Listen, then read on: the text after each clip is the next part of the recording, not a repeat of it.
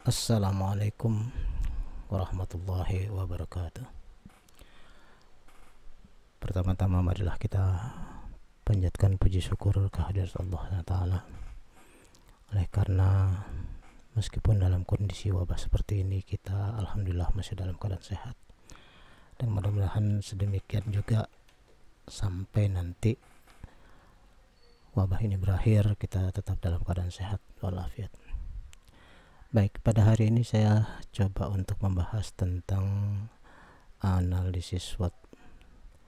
Di dalam perkuliahan di kampus sebenarnya ini sudah saya sampaikan, tapi saya melihat dari hasil UTS kemarin itu masih banyak rasanya yang belum memahami penggunaan analisis SWOT dan juga fungsi dari analisis SWOT ini sendiri. Analisis SWOT adalah alat yang berguna untuk melakukan analisis strategis serta untuk memahami posisi saat ini dari suatu organisasi maupun suatu perusahaan di tengah-tengah lingkungannya, baik lingkungan internal maupun lingkungan eksternal.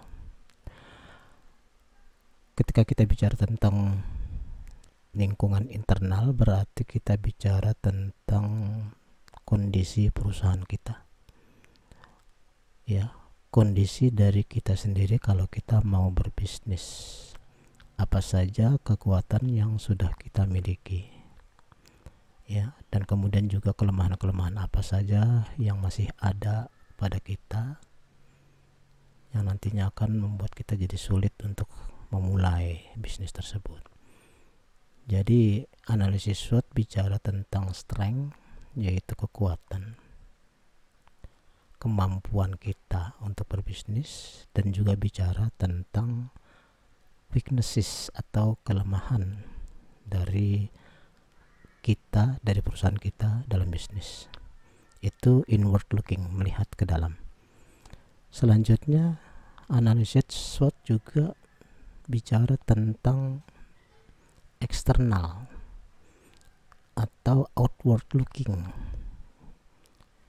Kita melihat keluar, apakah usaha bisnis kita itu ada kemungkinan ada hal-hal yang mendorong sehingga kita bisa berbisnis lancar, ya. Kemungkinan seperti ini disebut sebagai peluang. Peluang adalah hal-hal yang mendukung kelancaran usaha kita. Tapi di samping ada peluang tentu ada ancaman. Ancaman adalah semua hal yang menjadi hambatan dari usaha kita, dari bisnis kita. Jadi sebelum memulai bisnis, kita harus melakukan analisis SWOT untuk melihat kondisi ke dalam maupun kondisi keluar. Sama dengan ketika kita ingin mengetahui apakah dalam diri kita itu ada penyakit atau tidak, sehingga kita perlu ke dokter untuk melakukan checking. Dokter biasanya menanyakan apa yang dirasakan. Kalau kita jawab pusing, dan andai kata dokter langsung memberi resep tanpa melakukan diagnosis yang lebih dalam, memeriksa, melakukan cek yang lebih mendalam, kemungkinan besar itu nanti obat yang diberikan tidak cocok. Karena pusing kita tahu banyak penyebabnya, bukan hanya disebabkan oleh satu penyakit. Bahkan tanpa penyakit pun orang bisa pusing. Misalnya karena dikejar debt collector, karena banyak utang, karena lagi ada masalah dengan pacar dan sebagainya, itu kan juga pusing, ya. Tapi kan bukan harus dikasih obatnya lain lagi gitu, ya. Nah, sedangkan analisis SWOT ini dilakukan supaya kita bisa mempunyai landasan kuat berupa perencanaan yang dilakukan lebih maju di dalam usaha bisnis kita. Karena apa? Karena perencanaan akan membuat perusahaan bekerja secara terarah, secara sistematik, secara teratur. Hasilnya tentu akan lebih baik ketimbang kita bekerja tanpa perencanaan alias kerja asal-asalan, kerja by feeling, kerja by insight. Oke ya. Jadi analisis SWOT itu adalah dasar dari pembuatan perencanaan.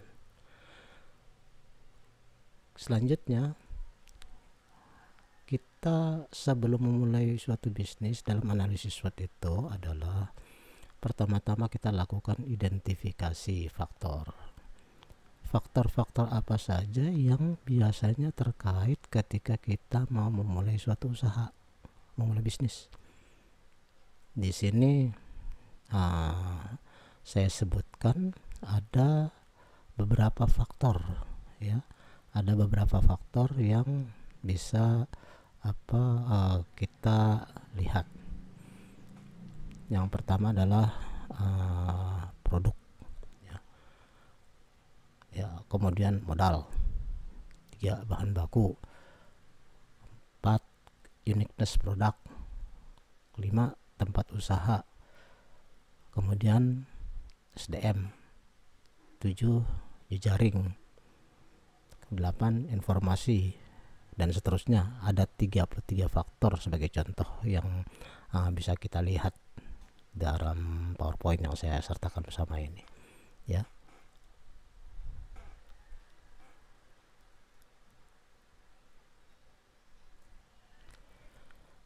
Selanjutnya, setelah kita mengidentifikasi ada 33 yang kita lihat ya, faktor-faktor, kita coba klasifikasi dulu. Faktor itu menjadi faktor internal dan faktor eksternal. Yang internal kita kasih tanda centang, yang eksternal kita kasih tanda X ya. Kita lihat yang internal dulu. Internal itu misalnya adalah produk, modal, bahan baku, uniqueness produk, kemudian tempat usaha, SDM, jejaring, target konsumen, legalitas usaha, website, media sosial, mesin, alat produksi, desain, kemasan, dan seterusnya ya. Sementara sisanya yaitu seperti informasi, pasar tujuan, kemudian mitra, investor, retailer, agen, pembeli, pelanggan, pemasok, itu kita kasih tanda X. Itu adalah faktor eksternal. Sekarang kita lihat yang internal dulu. Faktor internal yang tadi kita kasih tanda tanda centang, itu kemudian kita lihat ke diri kita sendiri, apakah kita sudah punya. Kalau kita punya, berarti itu adalah kekuatan.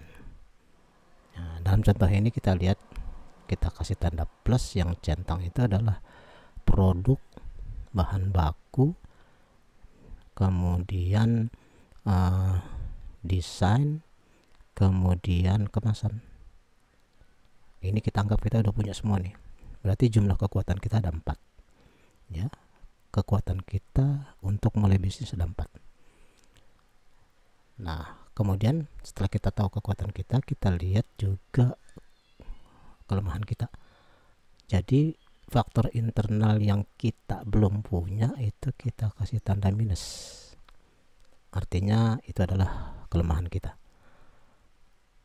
Nah, dalam contoh ini modal, keunikan produk, tempat usaha, SDM, legalitas, website, dan seterusnya. Yang kalau kita jumlahkan, kelemahan kita ternyata ada 18.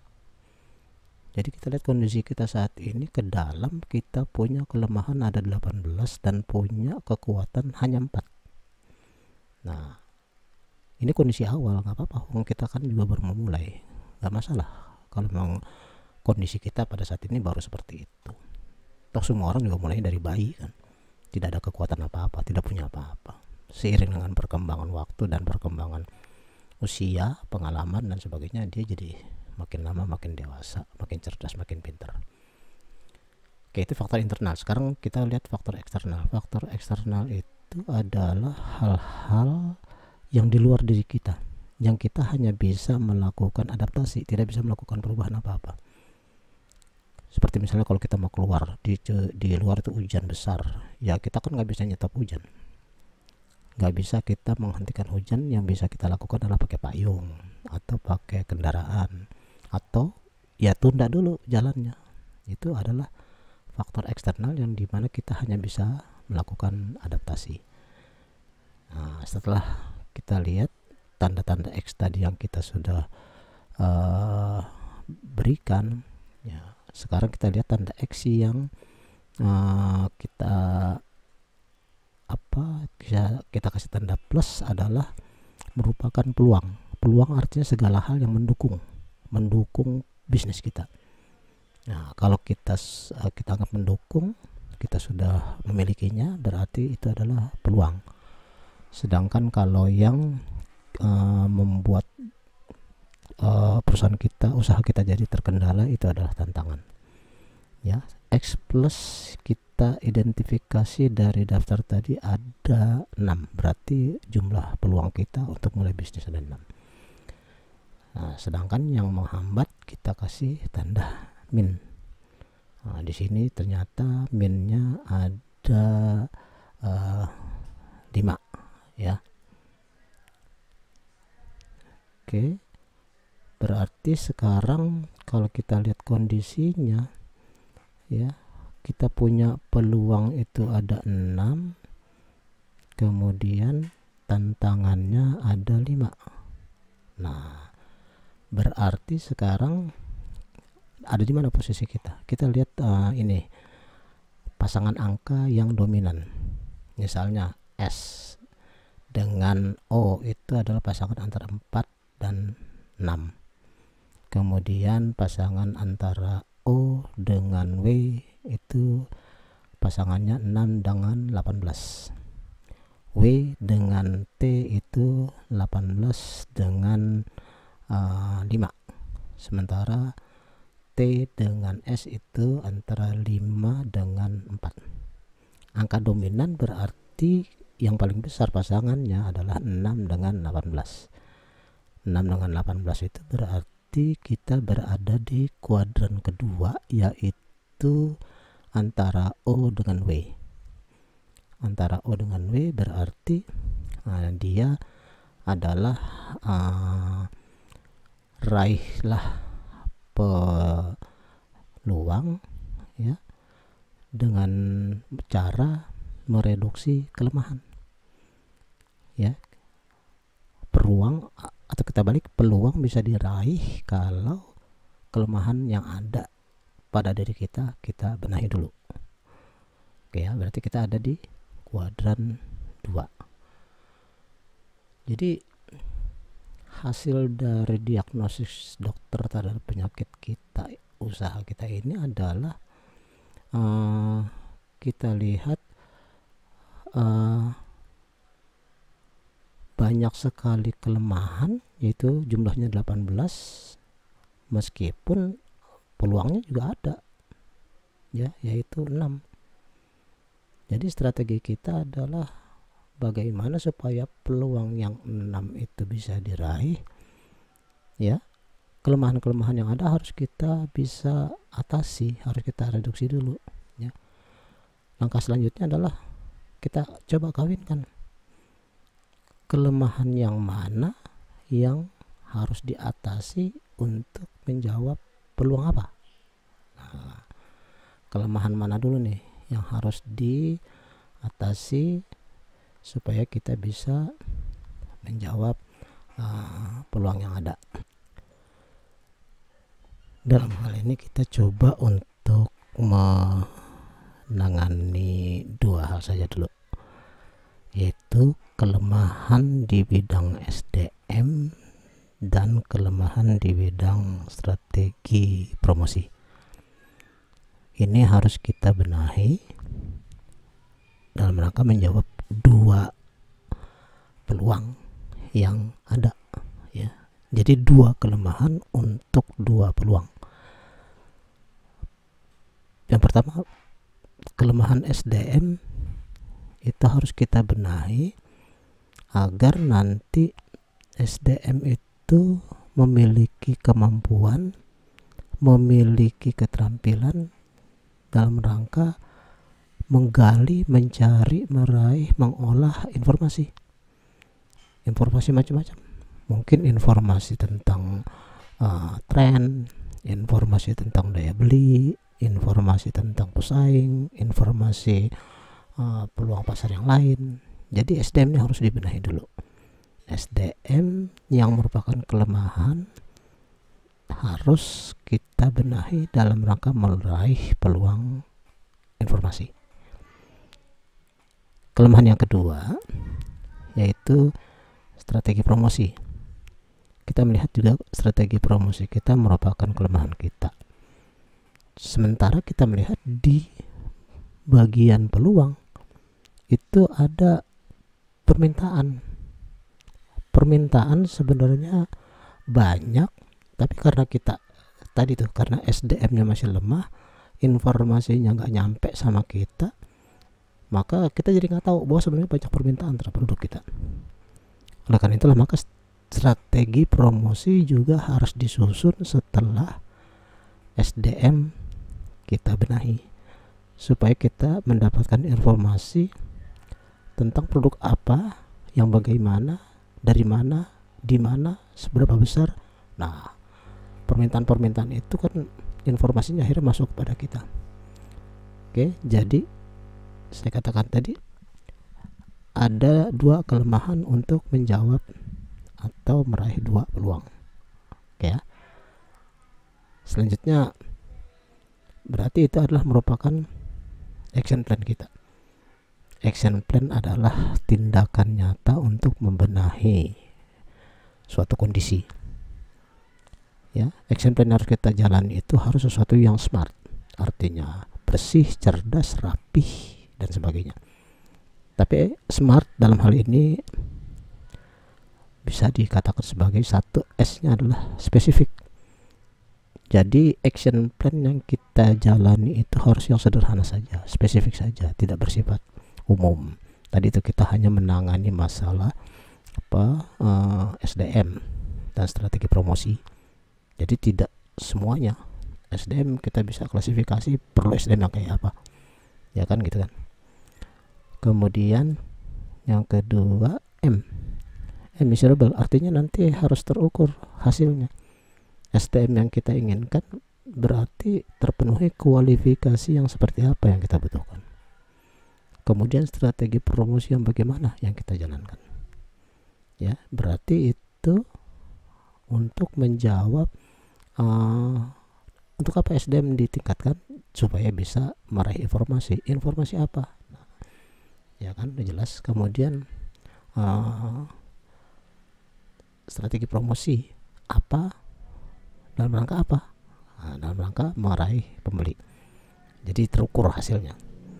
Kemudian yang kita lakukan itu adalah sesuatu yang achievable, sesuai kemampuan, bukan sesuatu yang diangan-angan, bukan sesuatu yang tidak masuk akal. Harus kita ukur bisa kita lakukan sekarang sesuai kemampuan saat ini. Kemudian yang berikutnya adalah R, reasonable. Reasonable artinya masuk akal. Masuk akal bahwa kita harus melakukan pembenahan SDM karena SDM lah yang memang paling penting dalam suatu usaha, ya kan. Dan itu harus sesuatu yang reasonable, artinya sesuatu yang mendesak, dan kita merasa bahwa pembenahan SDM adalah mendesak. Nah, yang paling penting adalah action plan itu harus dilakukan time bound. Kapan mau dilaksanakan? Kalau tidak ada batas waktu kapan mau dilaksanakan, nanti ya bisa jadi kapan-kapan dilaksanakan. Oke, setelah itu semua selesai, kita susun. Berarti kita cuma punya dua yang mau kita lakukan, yaitu peningkatan kompetensi SDM untuk meraih informasi, dan kedua membuat strategi promosi dalam rangka meningkatkan pembelian. Dan itu kita susun berdasarkan suatu jadwal untuk tahun 2020 ini. Sekarang sudah April, berarti masih ada 5 bulan Mei, bulan 6, bulan Juni, bulan Juli, Agustus, September, Oktober, November, Desember, masih 7 bulan lagi. Nah, berarti kita susun untuk pembenahan kelemahan kompetensi SDM dalam rangka informasi bulan apa? mungkin kita tetapkannya adalah bulan Mei sampai September. Kemudian kita yang kedua, kita ingin menyusun strategi promosi. Strategi promosi itu harus kita susun, kita jadwalkan dimulai bulan Agustus sampai dengan bulan Desember. Nah, berarti dalam 7 bulan itu hanya ada 2 kegiatan yang ingin kita kita lakukan. Nanti pada tanggal 31 Desember 2020 kita bisa evaluasi apakah ini berhasil atau tidak, tercapai enggak, ada SDM yang kompeten dan ada strategi promosi yang tersedia. Oke. Jika berhasil, berarti 2 permasalahan perusahaan kita dalam rangka bisnis sudah teratasi. Kalau gagal, evaluasi lagi, kenapa bisa gagal, apa faktor-faktor penyebabnya, benahi dan lakukan lagi gitu. Nah, nanti berarti secara bertahap perusahaan kita sudah makin siap ya. Meskipun nanti gagal sekalipun yang kita lakukan itu action plan-nya, tapi kan yang sudah pasti kita tahu masalah apa yang melibat perusahaan kita. Kemudian kita juga jadi tahu bagaimana apa yang harus dilakukan. Kemudian kita karena tahu masalah ya, kita tahu apa yang mau dilakukan, kita jadi tertantang untuk bekerja keras untuk membenahi, untuk meraih masa depan yang lebih baik. Dengan demikian kita lihat bahwa setapak demi setahap, perusahaan kita mengalami kemajuan. Oke, percayalah, orang yang berusaha gigih, tak mudah patah semangat, berani, kemudian pergaulannya luas, insya Allah berhasil. Bisa, meskipun sulit. Kalau kita berprinsip bisa, ya insya Allah kan jadi optimis. Walaupun kita sadar sulit, tetap sulit. Tapi kalau kita balik sulit, meski bisa, maka kita udah kecil hati dulu nih, karena takut nggak berhasil. Akhirnya kita jadi mundur maju, nggak berani, akhirnya nggak berani mulai. Kalau kata pinjam iklan itu kan ada yang menyebutkan, yang penting mulai aja dulu, ya kan. Oke, saya kira untuk saat ini saya cukupkan. Terima kasih, semoga ada manfaatnya. Assalamualaikum warahmatullahi wabarakatuh.